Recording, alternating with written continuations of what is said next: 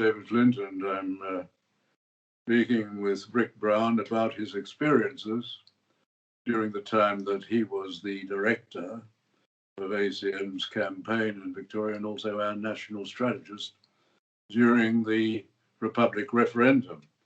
And I'm coming to the position where I wanted to ask a question about the allies of ACM. They were small monarchist groups. There were four. They formed a united front with ACM at the convention.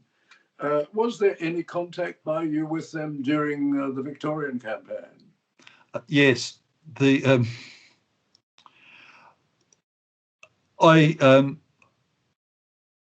have a friend who I got on to the campaign committee I set up, and he was a member of the Liberal Party, a member of ACM, and he was also a member of the Monarchist League.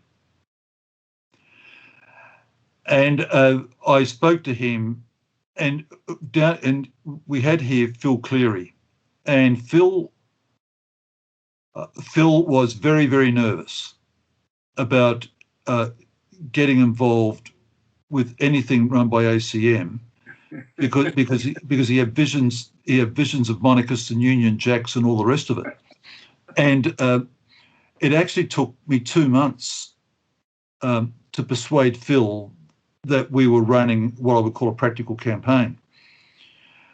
So I was really nervous about the Monarchist League. And so I basically went and spoke to the president of the Monarchist League, and he was quite practical.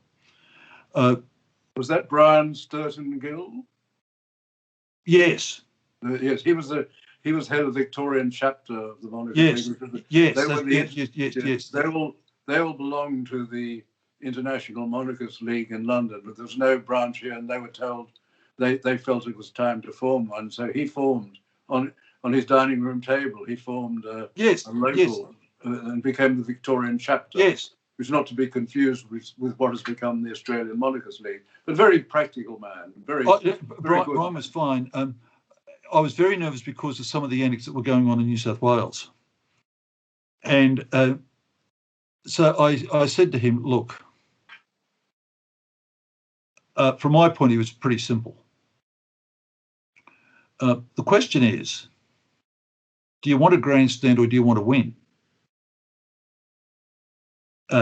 Because the reality is, regardless of the merits of the argument, the truth of the matter is the majority of the population is not going to be swung by some historical argument about the history of Australia's links to the UK.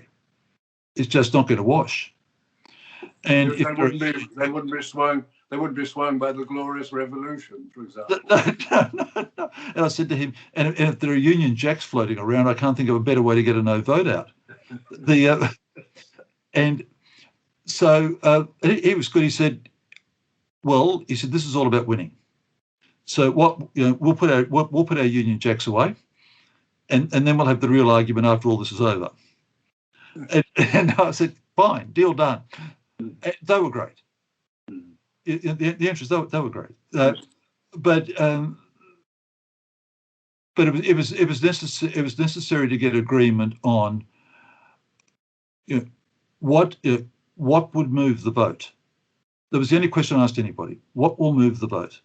The other group in Victoria of any significance was Bruce Ruxton's Safeguard or Save the Nation. Yeah. Yes. Did you have much to do with Bruce? Oh, yes. Bruce was critical. Oh, because he brought in the RSL, the returned soldiers. It's not much more. Bruce was very much a larger-than-life figure in Victoria. Yeah, and Australia. Well, but especially in Victoria, and Bruce was critical. Basically, I decided on a strategy which really all depended on the last fortnight, and around about a month before the vote, I went and spoke to Digby Nankero, who was he and Peter Bennett were running the advertising operation for the no case, as you know. That was the ACM's one, or the one for the no case? The no case. Yes, because ACM also had their own advertising people, did they? Not in Victoria. Ah, right. It was only no, we didn't have any. No, we couldn't afford a thing. And so the only publicity we were getting was what was flowing from the official no case. Mm. And so I went and saw Digby, and I said to Digby,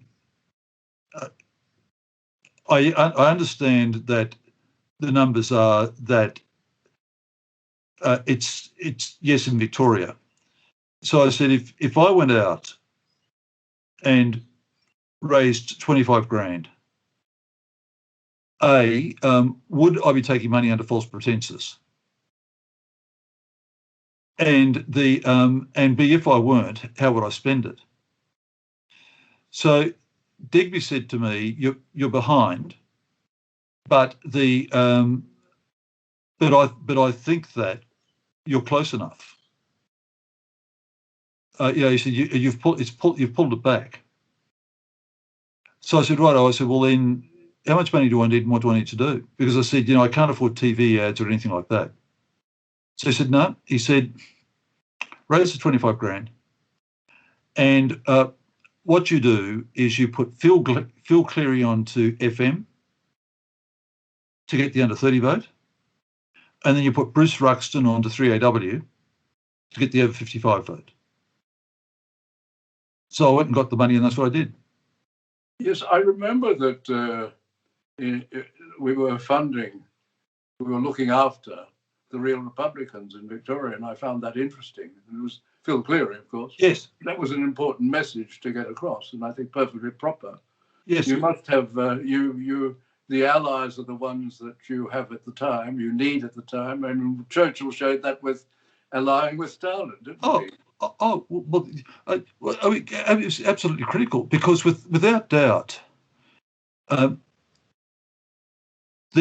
real Republicans were critical in carrying the under 35 vote.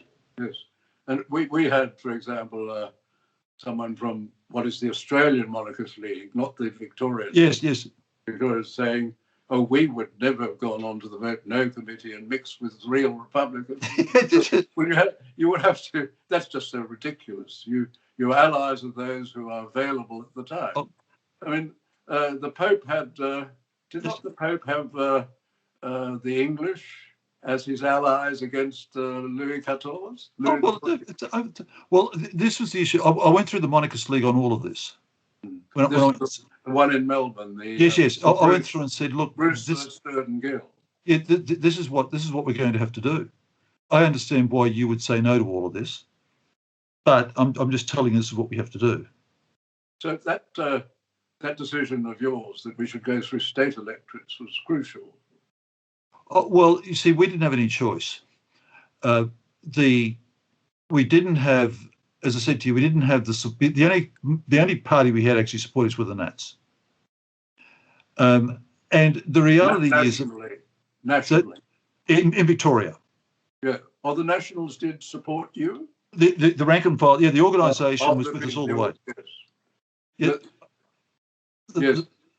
A number of the pollies were against us, but the organisation was 100% behind us. They were great. But if you haven't got a political party machine, and particularly in the Liberal Party where you're going branch by branch, federal electorates are just too big. It's just a mechanical exercise. Now, you've got more state electorates, that's certainly true. And at that stage, I think there were 92 or something like that. But they're smaller geographic areas. And so, yes, you've got more of them. Yes. But you've got a much better chance of getting somebody to say, "Yes, I'll handle a state electorate," than what you have saying, "I'll handle a federal electorate." I mean, nobody will sign up for that. Yes. Well, good. Well, I think that's very valuable experience and information. Thank you very much.